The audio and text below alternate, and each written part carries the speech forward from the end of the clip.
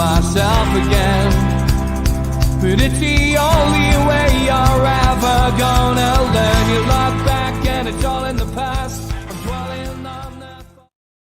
Good evening and welcome to NUFC Matters with me, Steve Wraith. It's Tuesday night, which, as most of you know, is usually Liam Kennedy's night. But bless him, he's got COVID, so get well soon, Liam. I know he's on the mend. I know he's appreciated all the well wishes, and get well soon. But we also got a regular to step in, and somebody who's got a lot of knowledge on the Newcastle scene and is a big supporter of NUFC Matters and a good friend of mine. Mick Lowes, good evening. Good evening, Steve. How are you? Great, mate. Good to see you. And last time I was on because you couldn't get Harrison Ford down from Bamberg. now I'm in as a substitute for Liam Kennedy. By the way, get well soon, Liam. I do not know Liam Kennedy, but I wouldn't wish what he's got on my worst enemy. So get well soon. But yeah, I'm getting used to being a stand-in here. First Harrison Ford, now Liam Kennedy. I never met Harrison, I'm gutted, but never mind. But I mean, with Liam's definitely a man after your own heart. He's black and white, he's a black and white foot soldier and does his job really, really well. So he's following in your footsteps, which is fantastic. But get well soon, mate. And just want to say a big thank you to Rachel Sweeney at GB News as well. I've just caught up with the 4.5 minute news segment on the protest NUFC group, which are obviously organising the bus down to Parliament Square. And thank you to Rachel Sweeney for taking the time to actually speak to fans and allow the fans to actually be heard in an interview. I think that's the first time in knowledge that I can remember doing an interview and obviously watching other people do interviews where they actually don't cut things out. And I think that's quite a refreshing change because they didn't alter the piece to suit the narrative. So follow GB News on Twitter and have a look. It'll be on the loop on the channel, 626 on Virgin. You'll have to check on Twitter which channel it is on Sky, etc. But well worth a watch. I know it's an infant news station, still very much in its early days. But Rachel Sweeney, to do that, fantastic, well done. And one bus full, another bus just about half full. So two coaches going down to Parliament Square. And, of course, the London Magpie Group, of course, facilitating from their end. I think there's going to be a big collection of mags down there on that day, certainly trying to get their message across. So great stuff. Thank you, Rachel. Mick. So much to talk about, and as always, we always give this over to the people who are in the chat. So we'll go with this one first. Quite an easy one. Is it coming home? Says Chippers. I hope so. I think, funnily enough, I think it was either the last time I was on here or the time before that was the Saturday after the opening game of the Euros. And I remember I did say we might just have seen the winners last night when Italy won their opening game because I thought they were spectacularly impressive. And I think they've been pretty, with the exception of maybe one of their games, they've been impressive throughout. Obviously, the first semi-final tonight against Spain, you'd never rule Spain out. You'd be silly to rule Spain out. But I think the Italians will be waiting for the winners of us or Denmark. I have to say, I'd be very, very, very disappointed if it wasn't us. But whether it's coming home, I think what I'm saying in a roundabout way is we've got to get past Italy. Because, yes, they've lost Spinazzola. Spinazzola, for me, the best player in the tournament. They've lost him to injury. I presume he's not playing tonight and won't play in the final. So that's a blow for Italy. But they just look really, really good. What we need is what we have, which is home advantage. Interestingly, I talked that day as well about how, UEFA have made such a big thing of we're spreading the word. We've moved the event around Europe. We're letting people see it in different countries, blah, blah, blah, blah. And yet they were still pandering to the big nations. And ironically, the four semi-finalists, Steve, I don't know if I'm sure this point's been made somewhere else, but Denmark, England, Italy and Spain all played all of their group games at home. So they had no travelling to do for the first three games. Poor old Wales were going from Baku back to Cardiff, back to Baku, then to Rome. These four semi-finalists never moved out of their own country for their group games. So there has been an advantage. The Italians, I still make slight favourites, but I think we've got a shot. I think we really have got a shot. The Danes obviously are fueled by the whole Eriksson situation, but I think man for man, player for player, take the emotion out of the situation, throw in home advantage at Wembley. We've got to beat Denmark, surely. Can we beat Italy, or will it be Spain? We'll find out tonight. That will be the bigger question. Yeah, it's going to be a tough game against Denmark. A lot of people feeling as if it's a formality, and it's not. And we know what happened with Iceland.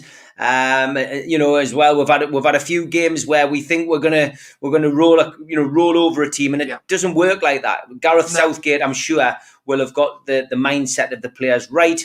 I think he's done everything right so far, and he deserves a lot of praise, Mick. Absolutely, and don't forget, of course, Denmark won this thing. Surprisingly, all those years ago when they were admitted at the last minute and went all the way and won it. And again, that was on a tide of momentum, on a tide of emotion, because they were allowed into the competition at the last minute. I mean, don't forget that this is Newcastle fans will remember this. This is reminiscent of that incredible Champions League run that Newcastle had when they lost those opening games and then became the first team ever to qualify from the group stages, having lost, I think, the first 3 games or whatever it was. The Danes lost their first 2 games and still somehow managed to qualify. Now they've got through a couple of knockout games. They have got momentum. You're right. And we would be stupid to write them off. But, in terms of a pragmatic manager, we probably couldn't have a better one than Gareth Southgate. I talked on here before about, my time with England in Italy in 90. And then, of course, Venables, in 96. Venables and Robson were far more emotional characters than Gareth Southgate. You get the impression, as I mentioned there, as a pragmatic manager, someone who doesn't get fazed by the occasion. I think that's what we're going to need. I think we need to set our stall out and go about our job in the way that we have. I mean, not conceding a goal. Yes, it's not been great. I have to say, I'm not going to sit here and say I think England are marvellous. I think England have been fantastically entertaining. I don't think they have. I thought they played relatively well in phases against the Germans. The Ukraine was a cakewalk. I mean, the last 20 minutes was like a game of 5-a-side, which at least helped rest players on yellow cards and give other players a breather. But he's done very, very well, Gareth Southgate. And as I say, given a fair wind, I think he'll get us through to a final. Whether we win that final is another matter. Yeah, I agree 100%, mate. It's going to be interesting. Let's enjoy tonight, and then it's all stress tomorrow night. But I've got a feeling England will certainly get to the final. But it's. I think I came on here, that first weekend, and said I honestly believed that Grealish was going to be our talisman. Everybody was, talking about Kane, but I thought Grealish would be the talisman. I don't like the fact that he hasn't got as much football as he's had. He's done well when he's come on. His stats are good coming on. I would have liked to have seen more of Reece James, but it's the old adage: you don't change a winning side. You don't break it and remold it, and if it's not broken. So go with it. I'm sure he'll make very few changes, if any, tomorrow, and we'll just have to wait and see. Yeah, okay. Stu Taylor says, at what point is the relationship between the club and the Premier League irretrievable? And what will the prospective buyers be thinking, seeing a league that clearly doesn't want them here? Of course, he is talking about that word that's been like a swear word for the last 15 months, the takeover. But things seem to be hotting up on that front. And we've heard from the prospective facilitator of the buyer, Amanda Staveley, in depth on Sky. Yeah, I mean, I've just watched the whole interview. And I will be brutally honest, Steve. That the takeover and Mike Ashley, etc. I've been very much in the camp of I can take it or leave it. I get bored by it on occasions. I've been bored by Mike Ashley and his alleged selling of the club for years now. There's scepticism on my part. There's cynicism on my part. But I have to say, I watched the full interview with Amanda Staveley. And unless she's a very, very, very good poker player, I think she is, as you said there, a genuine facilitator in something that she believes in. I think the quote at one point in the interview was, "Our heart is in acquiring this club." And I think her heart is in it. And she's absolutely right to be wondering and quizzing the Premier League as to what on earth they're doing about this. The European Super League was jumped upon and nipped in the bud in a matter of hours, never mind minutes, and the block was put on that.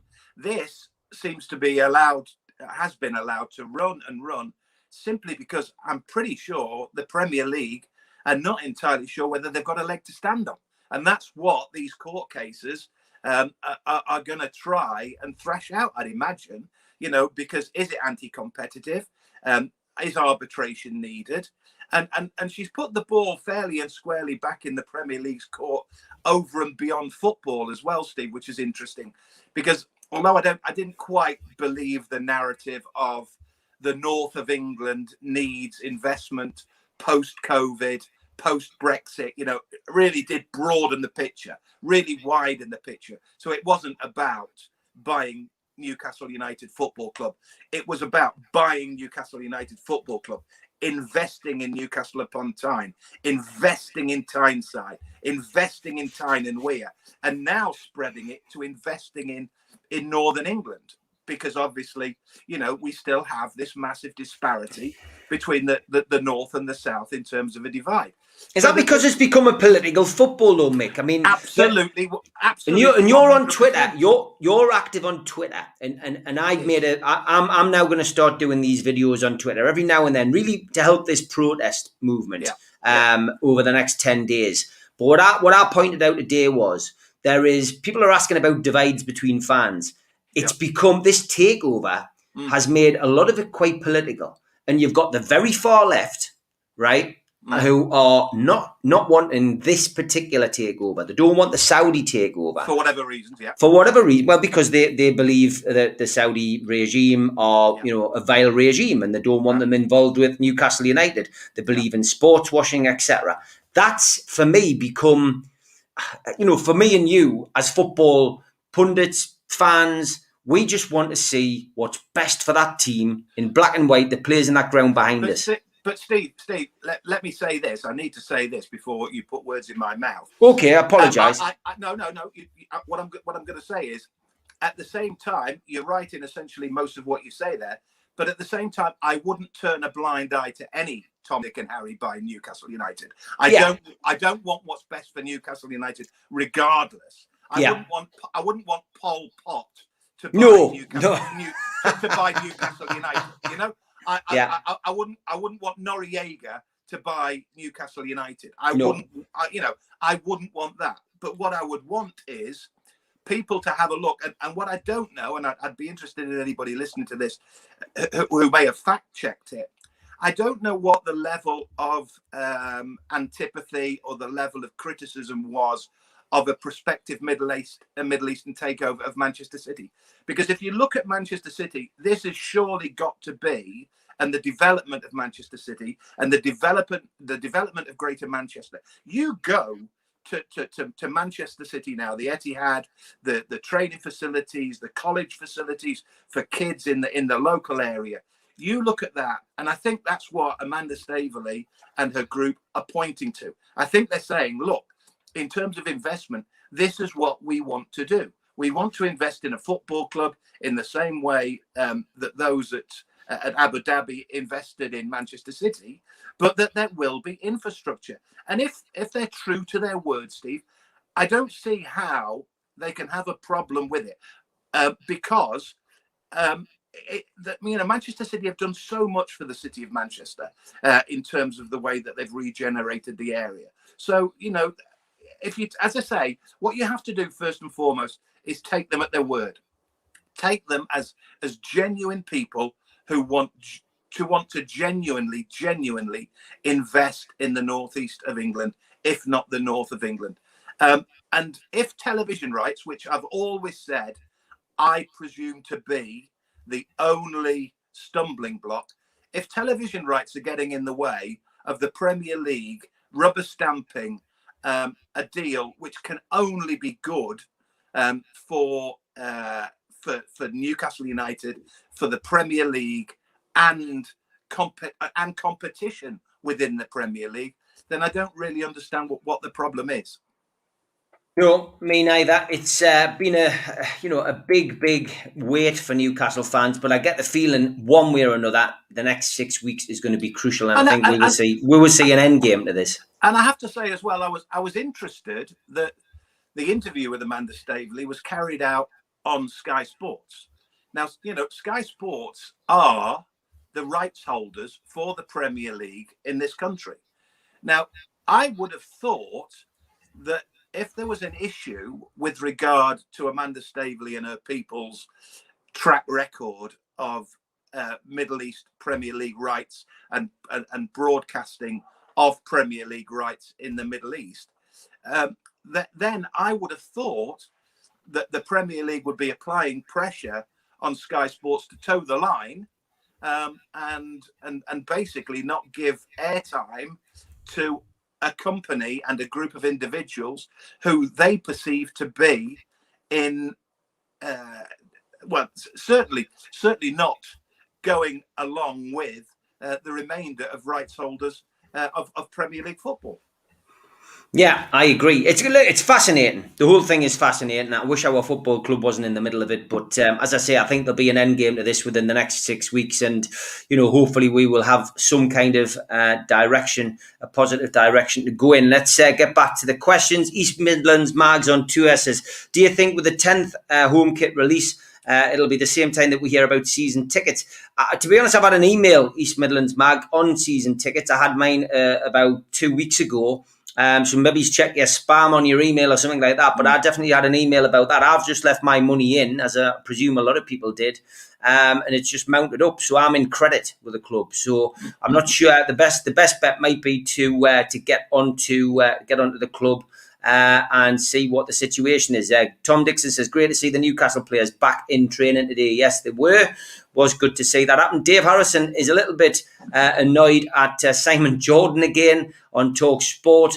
I did see a quote where he basically had a right pop at Amanda Staveley, calling her all sorts of names again. I'm not quite sure why he continues to do that, other than get clicks and hits and get people to listen to the channel, Mick. Can that be the reason why he's got it in for Newcastle, do you think? I don't know. To be honest with you, Steve, I don't listen to Talk Sport sufficiently. I don't listen to him at all, if ever. So I don't know what axe he's got to grind. Again, I'll go back to the fact that I've just sat probably an hour or so ago and watched 15 minutes with Amanda Staveley. I'm a journalist of 30, 40 years standing, so I think I get a pretty good read on somebody when I'm watching an interview, listening to how they answer questions, and especially if you've got access as well to pictures, which we did. So you look at body language, you look at how genuine you believe the person to be, and I've absolutely no doubt that the interview was stage managed to a degree, because David Craig is a good friend.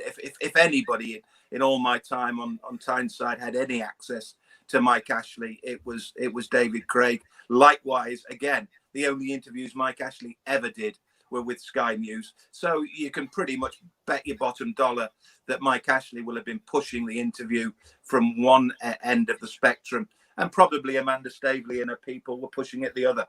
Now, as I said there, I questioned quite why and how Sky Sports News become the deliverer of that interview when they are the deliverer of the Premier League football in this country, and it is the delivery of Premier League football in the Middle East, which is seemingly, to my mind, holding up this whole deal. So that was a contradiction I wasn't quite getting my head around. In terms of her and whether Simon Jordan has a problem with her, I thought she came across genuinely. I've no doubt she will have been aware of the questions before she did the interview, but she didn't say anything that anybody really expected her to say anything else but, and that was that they are committed. And I've said all along, Steve, I've seen the fly-by-nights come and go in terms of trying to buy Mike Ashley out of Newcastle United. These people are still there. They prepared an offer for Newcastle. They've had to wait 15 months because of COVID, because of the Premier League, because of and don't forget the Premier League have had other issues on their plate other than that, the acquisition of a Premier League football club. So I don't blame the Premier League totally. But as you said earlier, it's getting to the stage now where the dust has settled. The Premier League can look forward to a new season with the right amount of pre-season for clubs, new shirt deals in place, doubtless new graphics on Sky Sports coverage of the Premier League. So now is the time to sort this well and truly. And I think they may well have used COVID and the distractions that the Premier League had elsewhere in terms of finishing a season as a buffer to say to Amanda Staveley and people such as yourself, just bide your time, we'll get round to you.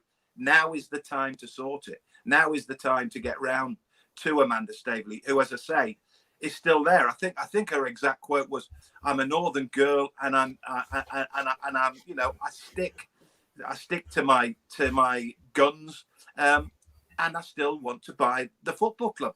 And again, talking about investment and the need for investment, and that's this is true as well. This is a country. Never mind Newcastle United and the buying of a football club.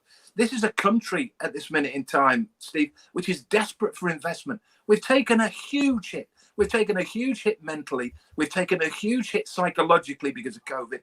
But we've also taken an absolutely monster hit financially. So anything surely that can help the situation. And don't forget, prospective buyers of the Premier League will look at this and think, well, do I want to get involved in the Premier League? I don't know. All I know is that, like you, I would be amazed if it's not sorted one way or another by the time August comes around and the new Premier League season starts. Yeah, great to see Amanda put her Northern credentials on the table, says Jeff Carter. Dennis says, if the takeover goes through, will you be after your old job, Mick? No. Although I have to say, if it goes through and there's a new owner, then the club will be hopefully a more attractive place to work. And there's no doubt when I decided to call it a day, a lot of that was down to the fact that I'd done the hard yards, but it wasn't as enjoyable as it once was. I mean, let's hope they'll bring the good times back. Let's hope that the club, for both fans, players, management, journalists, whoever, let's hope it just becomes a happier place to be, a better place to work, and of course, ultimately, a more successful place. But I have to say, Steve, and I will say this, and I've said it before, I've talked about them being true to their word.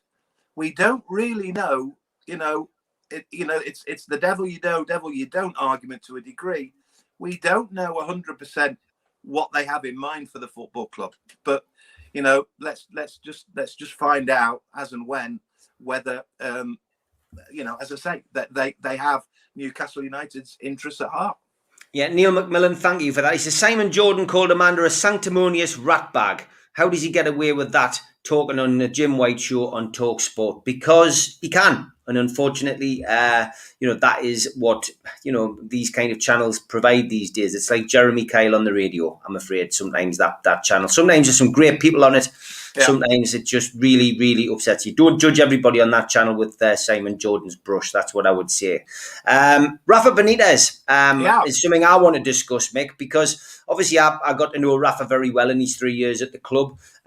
Like you, after we last spoke, I did do my homework and did speak to his agent, and he said Everton was 99% nailed on, and sure enough, he chose to go there. Why did he go to Everton? Well, I think he went to Everton for two major reasons. One was his home is in Merseyside.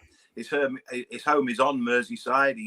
He never left when he was at Newcastle United in terms of the larger family. And it's a shot at the Premier League again. For whatever reasons, he decided to have his little dalliance with China. I don't know how much he enjoyed it. I haven't spoken to him since he left Newcastle.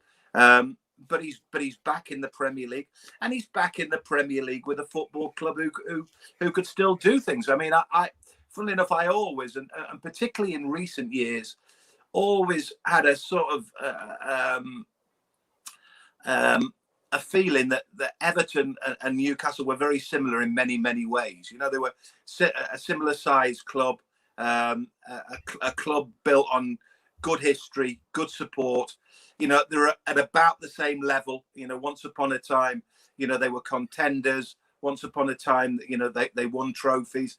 They never really dropped out totally, but were always there or thereabouts, had the odd good season, then became middle of the road. Never really flirted with relegation in the same way that Newcastle did. And obviously Newcastle, you know, got relegated twice from the Premier League. So, you know, they never plummeted those steps, Everton. But there are a lot of similarities between the club and the size of club, etc., etc. So, you know, I think Rafa's probably a quite a good fit. But, you know, I did mention on social media when Newcastle got relegated in 2016 and Rafa was up and down and what was he going to do? And, you know, he'd obviously been in the job 10 minutes at Newcastle. So nobody would have been particularly upset or resented the fact that he walked away. I mean, he chose in the end to stay. But I'm telling you now, and I had conversations with him on a regular basis where he talked about, you know, taking over. He wanted the Everton job back in 2016. You know, they had a vacancy. They ultimately filled that vacancy with Ronald Koeman. But I used to talk to him about it, and I used to say, "Do you really think, you know, do you want to go to Everton? I mean, you know, you've done what you've done at Liverpool, won trophies, you know, won the Champions League." He used to talk about his foundation. He has a foundation on Merseyside, which is obviously red and blue. It helps people, whatever their persuasion in terms of their footballing politics. You know, he had his family there. You know, he had close ties, and he wanted to go to Everton in 2016. And I'm telling you, it was only the appointment of Ronald Koeman that stopped him going there, and he decided to stay at Newcastle, and the rest is history. But that's football for you, Steve. You know, yeah, there is no room for sentiment anymore. You know, once upon a time, you know, you would be loyal to your club. You would be loyal to this person and that person, you know, and in the same way that Liverpool fans are getting upset that he's gone to Everton, you know, Newcastle fans might get upset that back in 2016, you know, he wanted to go to Everton then. But the fact of the matter is, Everton didn't want him. He stayed at Newcastle. He was well loved at Newcastle. He did okay at Newcastle. Then all of a sudden, that went pear-shaped. He goes to China. Now he's got the chance to go back to the Premier League, and he's got the chance at Everton. His family is still on Merseyside. He has huge connections on Merseyside, and it seems a pretty good fit. But somebody somewhere will always get upset by an appointment of manager or whatever. Yeah, of course. Wish Rafa all the best at Everton, and thank him for his time at Newcastle. It was absolutely brilliant to have somebody you know like him at the club, and I wish him all the best. And as I hope that, you know, if we are stuck with Steve Bruce, I wish him all the best this season. And it's going to be certainly going to be an interesting few weeks. And I just hope that we do manage to attract some players, whoever's sitting in the manager's dugout. And that's a question that Jeff wants to ask. Yeah. He says, Mick, are you expecting any transfer action in the next fortnight? Well, I mean, this is the problem that Newcastle have, and I mean, you've said, and you're closer to it than I am. I've just, you know, watched the Amanda Staveley interview.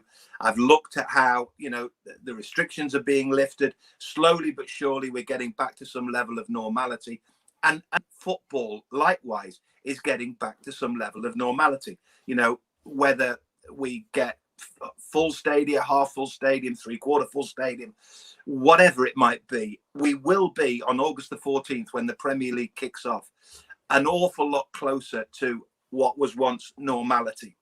The one area where we won't be anywhere near normality with Newcastle is until this situation is sorted one way or another, because there's absolutely no way, Steve, that Mike Ashley is going to start buying players and spending money while there is a distinct possibility he's not the owner of the football club in the foreseeable future.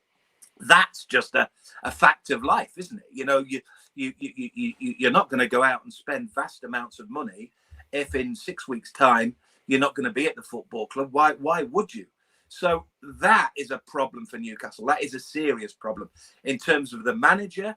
Again, there has to be a question mark against that, because we don't know what Amanda Staveley and the people have in mind if they do take over the club. Have they got someone in mind? Going back to Benitez. Benitez, of course, was allegedly, once upon a time, seen as being the person they were going to put back in charge at St James's. Now, does him going to Everton not only rule him out of Newcastle, which obviously it very definitely does, but does it tell you that Rafa Benitez wasn't prepared to wait any longer, or believes that the takeover at Newcastle wasn't going through? You see, but the mindset of Rafa Benitez was, I can't wait any longer, Mick. Absolutely. And I can say that hand on heart after having a discussion, because ultimately, his mindset was to come back to Newcastle under new ownership, and he wanted to continue the project. But from his perspective, he waited long enough, and he didn't get the opportunity to come back. And that's just, he's like I said to the lads on the Fab Four last week, he's confined now to the history books alongside Sir Bobby, John Carver, Jack Charlton, Joe Harvey, whoever. He's confined into the record history books now. He's at Everton, and we've just got to accept it. But I think the mindset was that, when he came back from China, he thought he was going to, the takeover was close. And then we had the setbacks, and then we had the knockbacks. And I just think his agent could have said to him, it could all happen in the next 6 weeks. And he was going, well, you said that 12 months ago. Steve, I'm telling you now, if you said to me, Mick, do you think it would never, ever happen that in 3 months' time, Rafa Benitez could be manager of Newcastle United? I would say, no, it's not beyond the realms of possibility, because nothing is beyond the realms of possibility in football. I mean, Everton was sitting on what they thought was a really good manager who was starting to do things at Everton. Suddenly, he gets a call from Spain and he's off ski, and suddenly Everton have a vacancy. There is nothing in football that would amaze me, Steve. There's nothing that would surprise me. And believe me, Rafa Benitez having an about turn and going back to Newcastle United, who were suddenly the richest club in the Premier League, it just wouldn't surprise me. It is highly, highly, highly, highly unlikely. But would I rule it out 100%? Never, because I'd never rule anything out. But going back to the original point, Steve Bruce, I think you'd have to say at this minute in time, is sitting as manager of Newcastle. He's got them 12th in the table. But what does he do about player acquisition? They're now back training. They're back pre-season training. He's thinking to himself, as every manager in the Premier League and every manager at every level up and down this country, non-league, Division 2, Division 3, conference, whatever, all looking at how they can get a squad together to do the best they can next season. Steve Bruce will be sat twiddling his thumbs. He doesn't know what he's got available. He doesn't know who he's speaking to. He speaks to Lee Charnley, but then Lee Charnley says, well, hang on a minute, we don't really know what's happening. So Newcastle on the pitch and in terms of their preparation for the new season are in a complete state of flux, which is exactly why this bloody situation needs sorting one way or another. And the Premier League have to be aware of that, Steve, because otherwise they are handcuffing one of their 20 teams. One of their 20 teams isn't being allowed to operate as the other 19 are, because they don't know what their ownership situation is, and it's the Premier League who are holding the key to it all. There might be other clubs up and down the country who are considering this and considering that, and they've got an option on this and an option on that. Newcastle's hands are being tied in terms of their progress and in terms of their preparation for the new season by a Premier League who are dragging their heels with regard to this takeover. Yeah, big shout out to our sponsor, Spider VPN. Just Google Spider VPN. They come up at the top of the internet search, and they will help you protect your passwords and everything else on your computer. Thank you for your continued support, lads. Skipsandbins.com as well, another one of our main sponsors. Telephone 0800 25 45 25 3. Email inquiries at skipsandbins.com, and the website is www.skipsandbins.com. Easy contract free and pay as you go waste collection. Also, big shout out to John at qtechshop.co.uk. They make us a pool tables and snooker tables in Wallsend, Newcastle. And also to John at Jab Signature, whose new range is out very soon. First time visitor to the channel, click on Newcastle Legends logo on the screen, and that's it. You can subscribe for free. Hit the thumb up to like the video, which helps us a lot, and click share to share to other people's social media and groups that you are in, and drop into the comments to get your questions on screen and to chat with like-minded Newcastle fans. We're also available as a podcast on iTunes, Spotify, Podbean, and other podcast providers, so drop onto there. And don't forget, the matchday bucket will be operational tonight and tomorrow for the food bank. NUFC fans, foodbank.co.uk. Just make a donation online just to keep the food bank ticking over until we can all start giving food and stuff to the guys at the match again. And you enter into a raffle for that rather snazzy watch, and that will be drawn at the NUFC Matters charity pool night on Friday the 6th of August. And that is raising funds for the food bank as well. Okay, let's get back to the questions. Plenty of questions coming in. A lot of them takeover related. We're trying to find something that's not takeover related is very difficult. But Mitch says, could listen to Mick all day. Does he think Amanda and Co will eventually get this deal over the line? He's fascinated to hear your views on this, Mick. I think on the basis of what I've heard today and that interview, that's the first time I've seen her and heard her speak at length in a long time.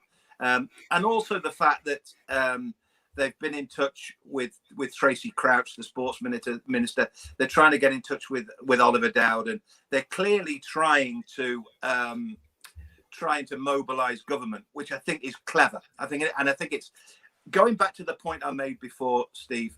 You know, this is a country. And we're a world now. Because of COVID, we're a world that is bereft of investment. We're in a world that is financially in a real state. So anything that can help the government would be, I'm sure, much appreciated. And you know, regardless of your politics, and I have to say mine aren't blue, but you know, it's the sort of thing that I think the government might get behind, because I think they'll realise there's no room for sentiment. There's no room for dillying and dallying. Is there really a serious problem behind this takeover?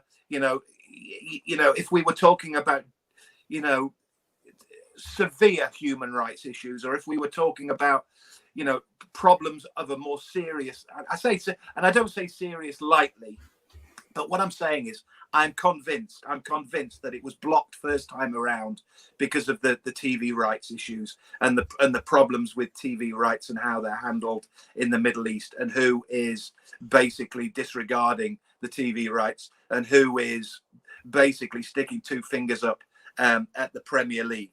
So I think that's where it stemmed from. I don't think it stemmed from any fundamental reason other than the money men, in terms of the rights for Premier League football, getting severely upset with this.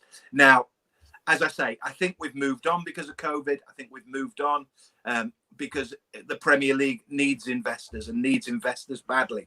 And if you think about, you know, the Manchester City situation and how, you know, Manchester City have really breathed fresh air into the Premier League, you know, at a time when it was stagnating a little.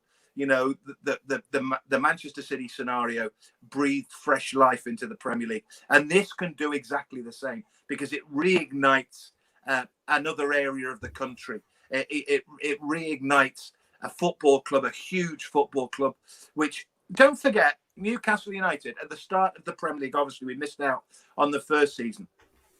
But Newcastle United for 4 or 5 years was the best thing the Premier League had. Keegan and the Entertainers was the best thing the Premier League had.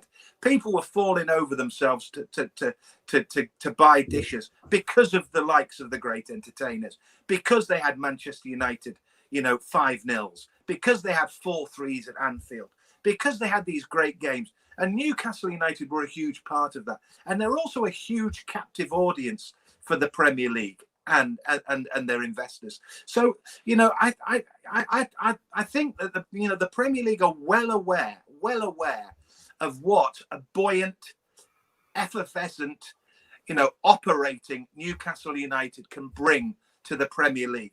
And I think as a result of that, going back to Mitch's question, I think it may well go through, Steve. I honestly do. I can't see, other than the politics of TV rights in football, I can't see a justifiable reason why the Premier League would turn their back on such a huge amount of money if this is genuinely going to involve more than just the acquisition of a football club. If this is going to involve investment in an area, investment in the north of England, I just don't see the logic in turning it down. There's never one. The one thing I did sort of balk at slightly was when Amanda Staveley talked about transparency and the Premier League can learn from big business. Make no mistake, big business doesn't always do things the right and proper way. Big business lays people off left, right, and centre. Big business shuts down factories and shuts down, workplaces for the common man. So let's not pretend that big business should be the model on which the Premier League either veto this or put the thumbs up to this deal. But in the current climate, with the way football is, with the way the country is, I'm beginning to sense that this may well go through, this deal. And, as I say, Newcastle United, a healthy, thriving, buoyant Newcastle United can only be good for the Premier League, And if they cut their nose off to spite their face, then I think they're being a bit naive. I think it's about damage limitation, Mick. I think they're trying to protect jobs, i.e. Hoffman and Masters. They don't want any cats out the bag. They want it to be, they want to try and back out of the rejection of this takeover without losing face. Things have been, Saudi's got their house in order because, as you quite rightly pointed out, the piracy was a big issue. Yeah. And I get the impression in some way, shape or form, they're going to find a solution. We'll look forward to what happens there. Emmett says, do we need the takeover to go through before the new season? Would a takeover early in the season disrupt the players, Mick, in your mind? Well, it wouldn't necessarily disrupt the players. And I've been around football long enough, and I think I can say this with all certainty pretty much, Steve. The players don't give a jot about these sort of issues. They don't get involved in the politics of football clubs. If you asked your average Premier League footballer, who's the chairman of your club, who's the CEO of the club, they would have no idea. Don't forget, players these days are looked after by agents, and it's agents who deal with the politics of the football club. So the players themselves, it won't affect their preparations. But as I said, it will affect the person who looks after the players directly at the football club. And that's the manager. And that's Steve Bruce, because Steve Bruce will want to know, have I got money? Can I buy players? Can I strengthen my squad? So, in that respect, it will. And it will also, of course, seriously, affect the football club if the takeover goes through after August the 31st, because on August the 31st, the transfer window shuts. And if it goes through on September the 2nd, yes, a lot of people will be jumping up and down. A lot of people will be very happy, the back of Mike Ashley, etc., etc. But the club will be left in a state of limbo while the transfer window shuts. So, if you're talking to me about priority, Steve, I would say I don't care when it goes through. As long as it goes through, and the club and Mike Ashley Park Company, which I think we all think is the thing to do. I think Mike Ashley thinks that now, and I certainly think fans do. So the sooner it happens, the better. But long term, you can look at it long term, or you can look at it short term. Short term, it could probably do with happening before the end of August, but if it doesn't, but it does happen. It wouldn't be the end of the world. We've got some football questions. Joe Walker says, Mick, who had the best left foot that you've seen in a black and white shirt? Best left foot in a black and white shirt. Oh, dear me. Gary Speed had a pretty good one. I'm thinking about left backs, because left backs are normally the ones. We didn't have too many left wingers. Tell you, I had a nice one back in the day, Stephen Glass. People won't remember him too. You know, the old. We've had him on the show. He's been on. Good. Yeah, nice lad, Stephen Glass. Stephen Glass had a good left foot. Scored a really good goal at St James's one year when he sort of wove his way through and poked one in the bottom corner. No, I'd probably go with Gary Speed, but somebody will come up with a name that's going to run him close, or I mean, Olivia Bernard. I tell you, Robbie Elliott had a good left foot. Rob Elliott had a good left foot. So, you know, the one thing I would say is, and I know it's a big bugbear of a lot of football fans. I'm not really as obsessive as some are about players being two-footed, but there's absolutely no doubt that they are gold dust, absolute gold dust, left-sided footballers. It's why we have inverted fullbacks these days. We play ones on the right who can cut in on the left, and on the left who can cut. I mean, I've just talked about the best player, in my opinion, at the Euros, Spinazzola, the left back for Italy. He's a right-footed player. They play him inverted. He can kick with his left and his right, but he's essentially a right-sided player. So, you know, you get a good lefty, you're absolutely... It's why Ryan Giggs was one of the greatest footballers the Premier League's and football's ever seen, because he was a fantastic left-sided player. Italy or Spain, says Ryan Sweeney. Italy. In one of the great regrets when we went to Italia 90 was that we didn't have an Italy-England final. You know, England went out the way that they went out, and Italy got beaten by Argentina. I remember being in Naples that night, and I've never seen a country shut down like it. I mean, and Italy will be the same tonight. If Spain beat Italy tonight, it doesn't matter where you go in Italy tomorrow, it will be like one giant funeral. That night in Naples, it was like they turned the lights out and nobody wanted to come out for about 3 days. It was unbelievable. I mean, it's a proper footballing country. I would love Italy and England to play out the Euros final on Sunday. I think it could be fabulous. Yeah, me too. Tom Dixon says, Mick, when you did the European games for Newcastle, which was the best away game that you did? What, in terms of football, or in terms of nights out? In terms of the one that really sticks in my mind, because it was so hostile and because it was so groundbreaking, was Croatia Zagreb. You know, we were new to the whole European thing to a degree, but it was qualification, you know, for the Champions League. Tamuri Ketspire got the goal. Zagreb that night was wild, absolutely wild. I mean, they were in there.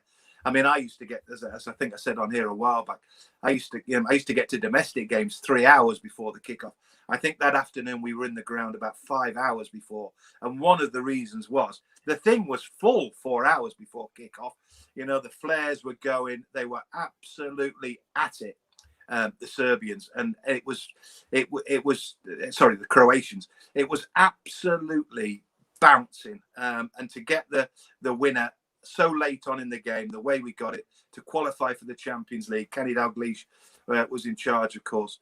I think Croatia Zagreb was probably the one. I didn't do the game in Rotterdam against Feyenoord, which everybody will sort of presume was the greatest night in Newcastle's recent European history. I didn't do that one, but Croatia Zagreb was very special because it was sort of the launch pad. You know, we got used, and we had so many seasons in Europe. I mean, it was bizarre. We used to qualify because we were runners-up to the treble winners, Manchester United. We were runners-up in the FA Cup to the double winners, Arsenal. We got into Toto. We got this. We got that. We seemed by hook or by crook to be in Europe every season, even though we never actually won anything. I mean, it was incredible. I think we had 12 of 16 seasons in Europe or something daft, and we never won a thing. Yeah. Unbelievable, isn't it? Some great nights. Some I remember, some I don't. Absolutely. Absolutely. Billy Trey says, does Mick think Gareth Southgate will go with a 3 centre-backs or a flat-back 4 tomorrow? I'd go with a flat 4 because the extra midfielder kind of encourages Kane not to drop deep, which hinders him. Yeah, I mean, he tends to pick horses for courses, but I do think. I mean, I'm big in favour of the back 4. I think he will go with the back 4. I think the three suited them better against Germany. But having said that, I wanted to see more of Reece James, and maybe a couple of other players as well. Luke Shaw's done so well at left back, and he's really he's proved himself to be a top supply line for Kane in particular. So I think he will go with a flat back 4. I think he'll go with Walker, Stones, Maguire, and Shaw. I don't see any reason to. And funny enough, that first weekend, I said I wanted him to play the 2 holding midfield players because I thought defensively we weren't great and we needed a bit of support from in front. So he played Calvin Phillips and Declan Rice, and I don't think there's any way he would change them. He can't change Harry Kane. He can't change Raheem Sterling. So it's just the 2 other spots. I thought Mason Mount was quiet actually against the Ukraine, but I think he'll probably still get the pick. It's who the other one is really. I mean, he's gone with Sancho. He's gone with Saka. Saka's now fit again. I would still have Grealish, but I think the boat might have sailed for Jack Grealish. I think we've probably done too much without him for him to start the game. I would also start Foden, you see. I mean, Foden did nothing wrong early on, but picked up a yellow card. So maybe it's time to bring Foden in. But I think 10 of them probably pick themselves. It's just a case of that extra third midfielder behind Kane, whether it's Foden, Saka, Grealish. Let's wait and see. Yeah, excitement still builds. Nick from the Felon says, can Mick tell us the funniest tale about his time as comms with Ando? Any funny stories with Ando? What was the funniest incident you had with Ando in your time? Well, funny enough, I'll tell you a good one, but not about Ando, but about Mick Martin. All right, Mick. Because, and this needs mentioning because it's Mick Martin's 70th birthday. Happy birthday, Zico. It's Zico's 70th birthday. So I'll tell you the 2 tales that I told on his daughter Siobhan. Oh no, I probably shouldn't say this because I think it's a surprise. Oh, bloody hell. Do you want us to move on? I don't know. Anyway, yeah. So there's a video. I've done a video. Yeah. No, I'll tell the one story. We played in Dublin on a pre-season tournament.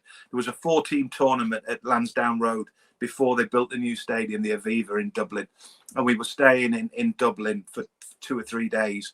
And obviously, being back in Dublin, Mick enjoyed himself, and we all enjoyed ourselves, etc., etc. And we stayed in this hotel that was like a big Georgian house.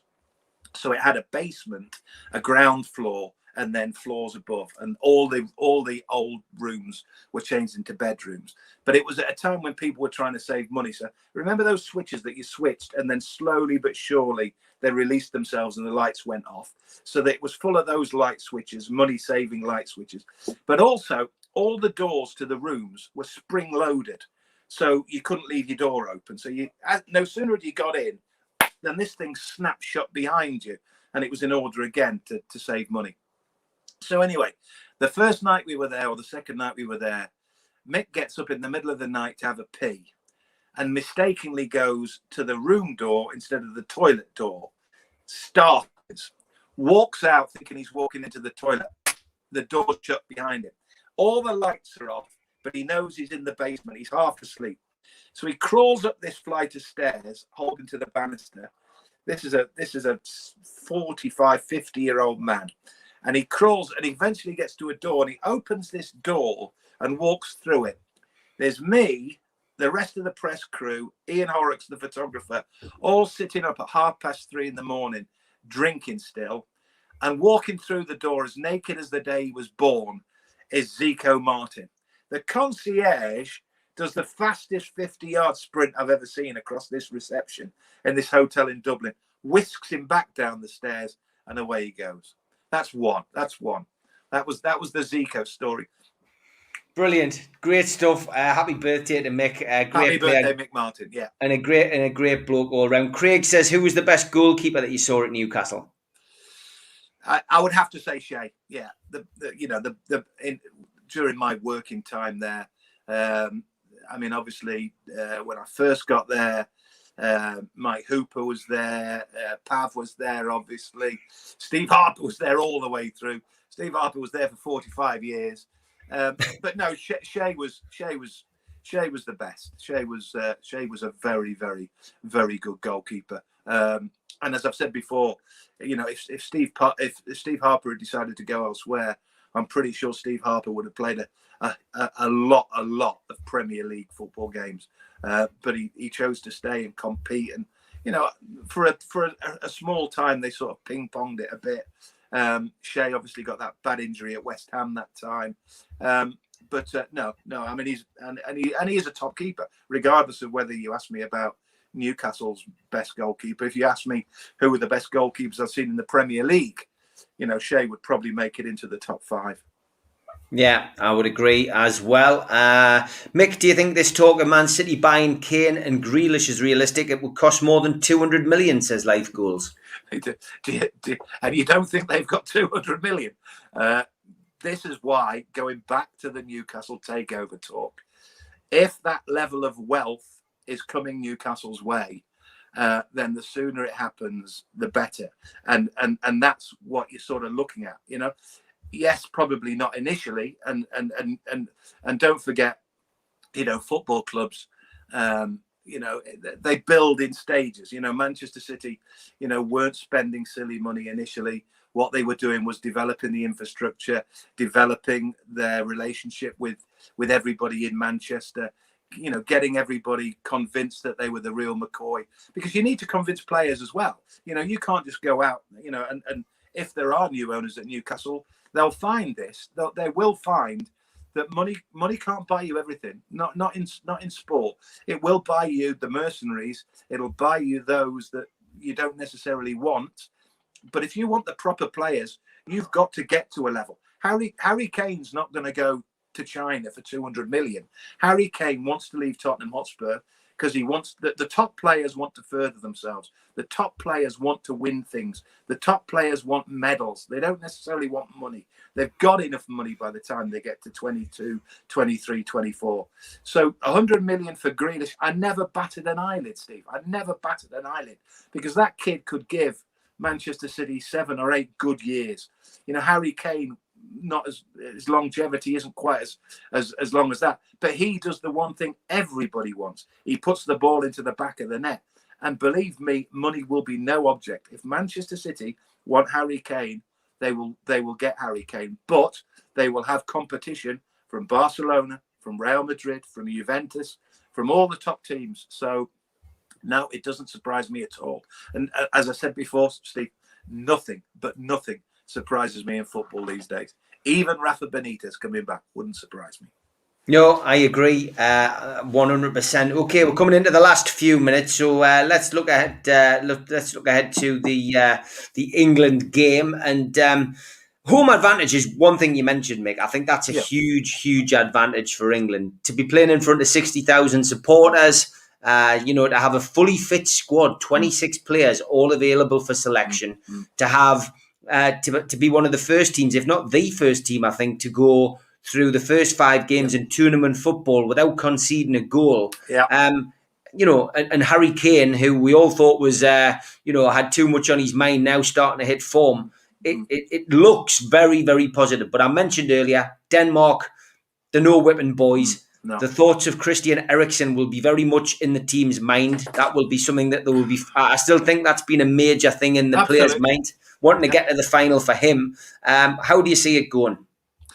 Well, the one thing, I mean, you touched upon it there, but funnily enough, to go along with my previous answer and an answer I gave a little while ago, going back to players and what players react to, and I've said there, you know, the Harry Kanes and the top players, you know, want to win trophies. They want to win medals. Now, this is not only an opportunity for those players, i.e. Harry Kane, Grealish, all of that England squad. It's not only the chance, Steve, for them to win a medal and for them to win a trophy. You know what it is as well? It's the opportunity for top players to play in front of a crowd for the first time in 15 months. And believe me, if you're a performer, and I don't care if you're Harry Kane or John Bon Jovi, if you've been playing in front of an empty stadium month after month after month after month, and you've forgotten what that adrenaline feels like, and you've forgotten what it's like to get that chest out and belt out an anthem and belt out, orders to teammates, talk to teammates in the dressing room. Believe me, and people will say, well, it's the same for both sides.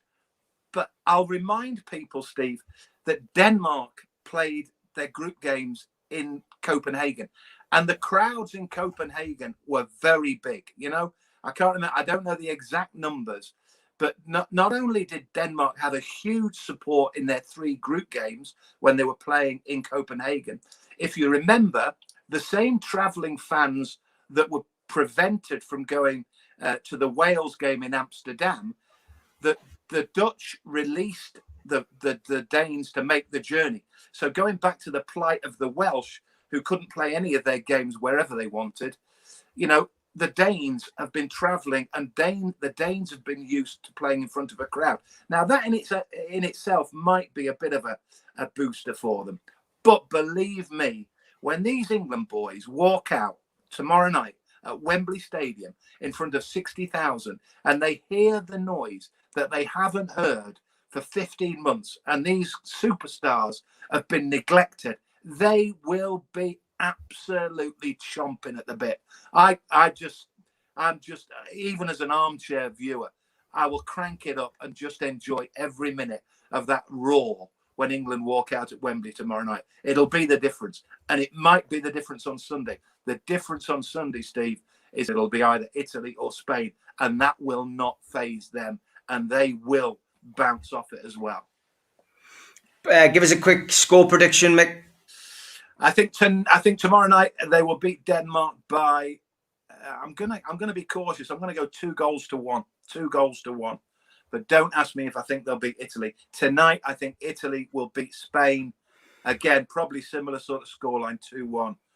But don't ask me about Italy, England. I just can't wait for the game, and I'll probably. It sounds terrible, but I'll probably love it if either side won. I've got a real soft spot for the Italians. Yeah, me too. England-Italy final, I think, is what we all want. I'm going to be a conflict of interest for me. I took Italy 8-1. I stuck a tenner on them to win the tournament. So if it's England-Italy, I'm going to just have to hope my tenner goes up in flames. But Mick, as always, great to have you on. Look forward to seeing you. Get you on in the next couple of weeks to start talking about pre-season friendlies, and I promise you won't be filling in for anybody. I was going to say, just let me know who I'm filling in for, so I can crack the jokes before we start. Take care, mate. Enjoy the next couple of games in the Euros. I will. I'll certainly enjoy tomorrow's. Might not enjoy Sundays. We'll see. Take care, mate. Bye. See you later. Bye. Bye.